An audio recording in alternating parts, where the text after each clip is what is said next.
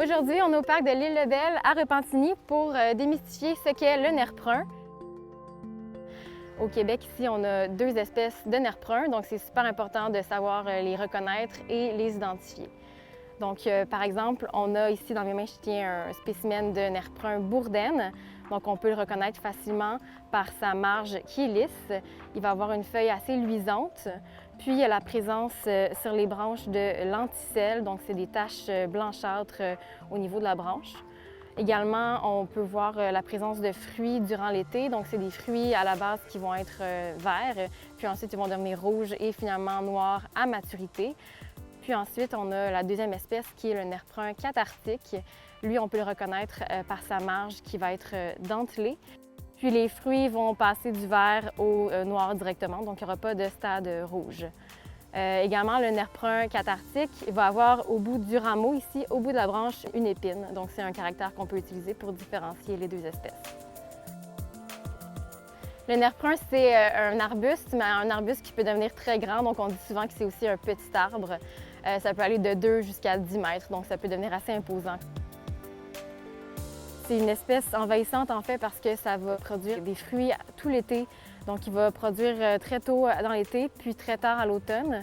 Ce qui fait que la banque de graines que ça génère, c'est une quantité astronomique.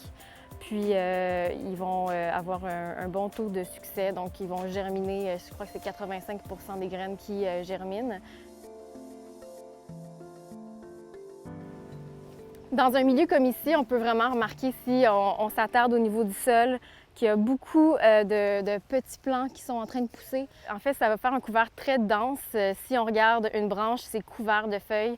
Ça fait beaucoup d'ombre au niveau du sol. Donc, ça va couper la lumière pour les autres espèces de plantes autour. Donc, elle va vraiment dominer le milieu au détriment des autres espèces indigènes qu'on retrouverait dans des conditions plus normales. On sait que ça va réduire la présence d'espèces de papillons et de coléoptères aux endroits où on retrouve le nerf brun. On sait aussi que c'est l'hôte intermédiaire de plusieurs espèces de parasites et de champignons. Par exemple, au niveau agricole, ça va être l'hôte d'une espèce de puceron qui va venir affecter les récoltes de soya. Donc, ça peut être dommageable aussi au niveau de l'agriculture. C'est super important de savoir comment reconnaître le nerf brun tôt pour vraiment pouvoir adapter nos interventions. Ça va faire en sorte que les coûts en fait, de contrôle vont être réduits, puis on va pouvoir vraiment s'assurer de limiter la propagation.